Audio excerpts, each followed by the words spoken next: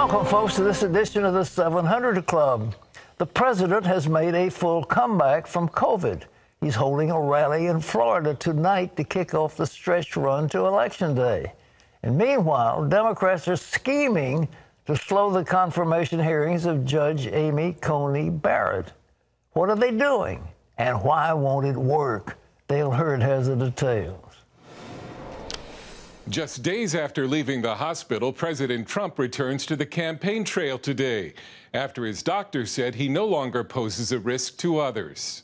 It looks like I'm immune for, I don't know, maybe a long time, or maybe a short time. It could be a lifetime. Nobody really knows, but I'm immune. Trump will hold a Florida rally tonight to kick off the stretch run before Election Day. This as Senate confirmation hearings for Supreme Court nominee Amy Coney Barrett are set to begin. The 22 senators on the Judiciary Committee are expected to appear both in person and virtually during the 4 days of hearings. Two Republicans on the committee, Tom Tillis of North Carolina and Mike Lee of Utah, recently tested positive for COVID-19. Citing the virus, Democrat leaders called on Republican Judiciary Chairman Lindsey Graham to cancel the hearings. Senator and Vice Presidential candidate Kamala Harris tweeted that Senate Republicans are putting lives in danger and says she'll attend virtually. Republican Senator Ted Cruz called that a stall tactic. I think they are looking for anything to delay things even a day or two or three. Regardless, Graham says Barrett will be confirmed before Election Day. That's my hope. It'll be up to Senator McConnell what to do after the 22nd, but we can easily get her confirmed before the election. Without a majority, Democrats can't do much to stop it, but will try. When the actual vote occurs in committee and on the floor, Democrats will not supply the quorum, period. On the campaign trail, Joe Biden is still refusing to answer questions about whether he would support adding Supreme Court justices, called packing the court, to make it more liberal if he wins. They'll know my opinion of court packing when the election is over. Well, sir, don't the voters deserve to know where he stands? No, they don't. I'm not going to play his game. Democrats are not only concerned that Judge Amy Coney Barrett could help a more conservative court overturn Roe v. Wade, but also Obamacare, the Affordable Care Act. At her hearing today, Barrett is expected to tell senators that her judicial philosophy has been shaped by her mentor, the late Supreme Court Justice Antonin Scalia. Barrett will also tell senators she believes policymaking should be left to the elected branches of government. Her confirmation would solidify a 6-3 conservative majority on the court.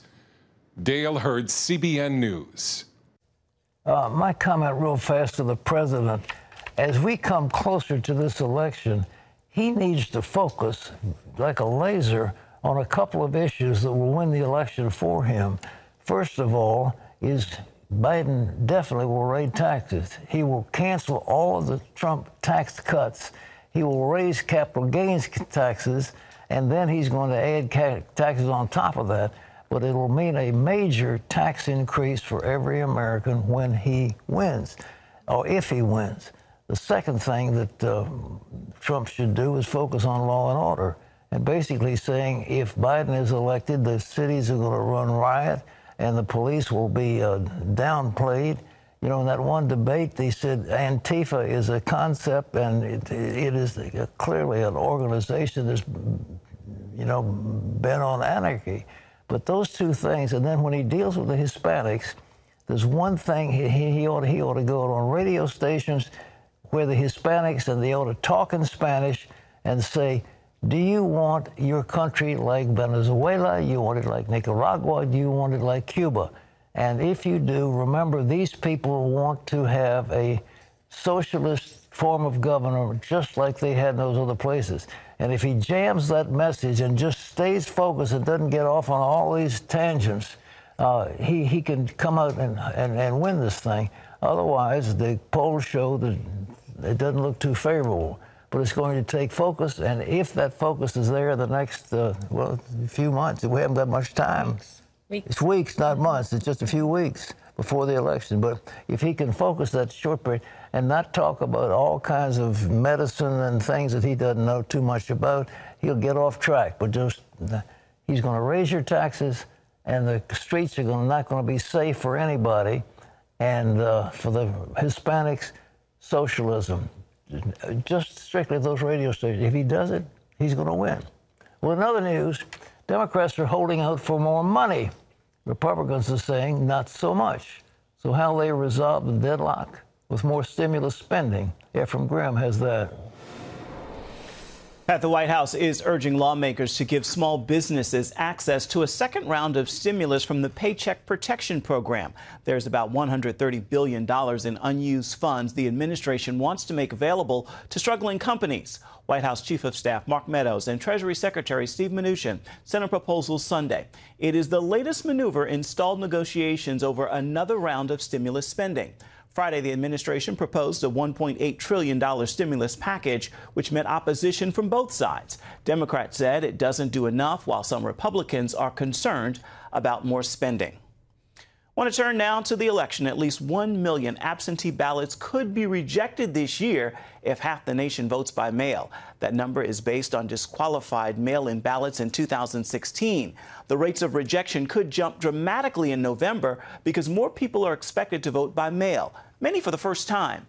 In battleground states like Wisconsin, Michigan, and Pennsylvania, where a few thousand votes could make the difference, that could lead to lawsuits and chaotic recounts. This is all according to a study by USA Today, PBS Frontline, and Columbia Journalism Investigations. Pat? Well, I want to tell you about something that Ephraim's going to talk about, but the incidence of fraud is extraordinary. And Ephraim's going to tell you about something that a Project Veritas found in Minnesota. But that's just one of many. And the big thing, some of these states won't count the ballots until the election day is over, which means that the counting, if it's by hand, could take several days, maybe several weeks, and you won't know who has been elected president. This is not a good system. And Ephraim has a very important story that came out about a Project Veritas. Ephraim. Pat, as you said, a recent Project Veritas investigation led Minnesota police to review allegations of voter fraud as states mail out ballots in bulk. President Trump has raised concerns about that very issue. CBN's White House correspondent Ben Kennedy reports. State and local leaders are encouraging voters to cast their ballots by mail. It'll help reduce crowds in polling places and help prevent the spread of COVID. But some feel it creates new opportunities to commit fraud. Each state offers mail-in absentee voting, though 1/3 requires a reason for voting by mail. In some states, a ballot is automatically mailed to every eligible voter, which the president is warning against. The biggest threat to this election is these unsolicited ballots sent out by the millions. Colorado, Hawaii, Oregon, Washington, and Utah conduct elections entirely by mail, though voters can still vote in person if they choose. And according to polling, 46% of registered voters prefer it. Right now, 5 states conduct elections entirely by mail-in prior to the pandemic with no cases or no major cases of fraud. Does that success not give the president confidence in mail-in voting? So those states have had time and a history of doing having a workable system, and one that has been done for many years, for many election cycles, to move the entire country to mass mail-in voting all at once and have an entirely new system, and do that in just a few short months is an untenable and an unworkable proposition. Not all mail-in ballots will be counted by Election Day. For some states, it could take days, a week, or even longer to tally the final results. Massachusetts, Mississippi, and Maryland do not permit the processing of mailed ballots until after the polls close on Election Day.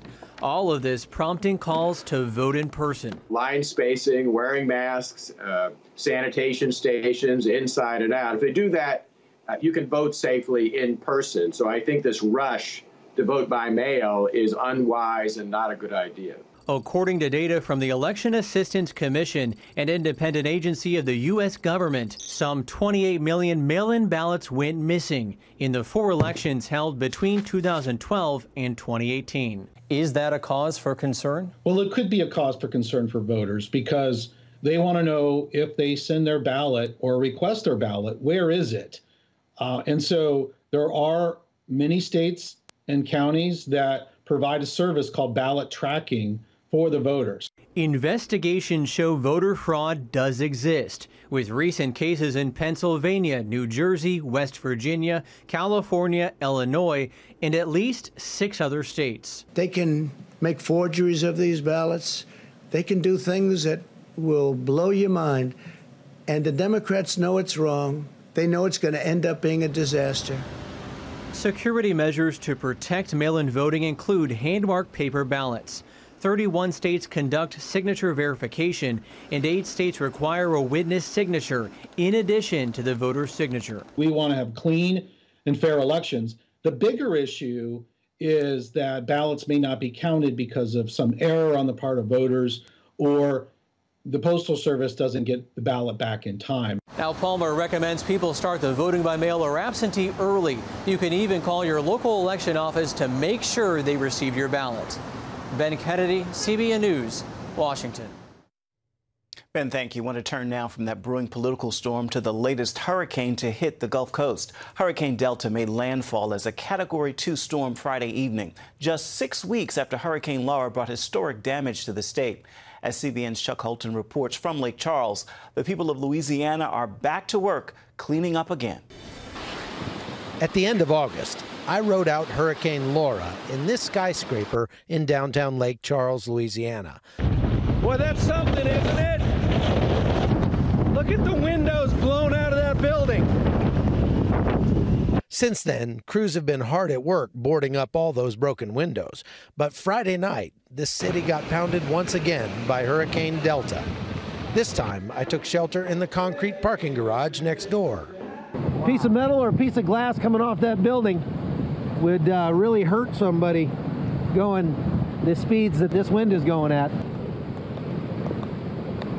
This storm wasn't quite as powerful as Laura, but it still packed a punch with 120-mile-an-hour wind gusts and heavy rain. I'm going to stick the camera around the corner for a minute just so you can see these trees.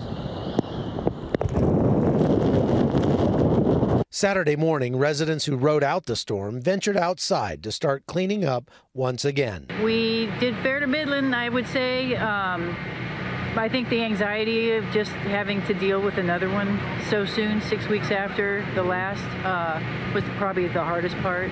It got pretty windy, but I can only imagine how bad it was 6 weeks ago with the winds twice as strong. Strong winds, a lot of rain, but very minimal new damage to our house. There's not a lot of new damage driving around Lake Charles here the morning after the storm, aside from this tree that just couldn't take the wind last night.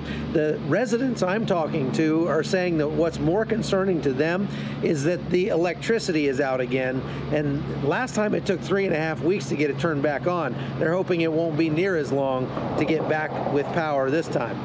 We were out of power for 3.5 weeks on Laura, and so I don't think it's going to be that bad this time, only because the poles are still standing. They put new poles up. And local officials are doing their best to send help to where it's needed.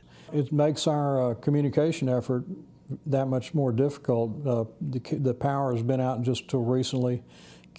Most of the internet in the area is not working properly, so it's really hurt our effort to put the word out to people. As for these residents, they're hoping this is the last time they'll have to endure a storm like this, at least for this season. From Lake Charles, Louisiana, I'm Chuck Holton for CBN News. CBN's Operation Blessing is on the scene providing disaster relief kits as well as pallets of non-perishable water and drinks. Here at Oak Baptist Church outside of Maryville, Louisiana, people there are extremely grateful. I'm so thankful that y'all come, that people come and take their time to take care of us.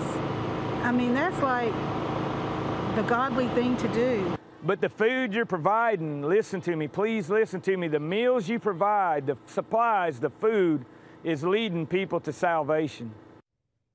Operation Blessing on hand because there's more work to do. Pat? It's a great report from Chuck Holton. Boy, you know, it's just, you know, this is the world we live in. It's not anything unusual, but these hurricanes are really tough. And we've been so fortunate here in this area. The Lord has blessed Virginia Beach and Norfolk.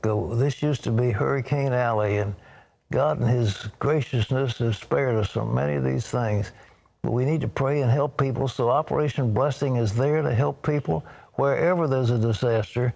But here again, if you want to participate, it's called Operation Blessings Disaster Relief Fund. And you know, you ought to thank God that it hasn't happened to you, but if you want to show your appreciation, the thing you would do is to give as unto the Lord and to help those less fortunate. The number is 1-800-700-7000. It's Operation Blessing Disaster Relief Fund. Just pick up the phone and call in and say, okay, here's my contribution.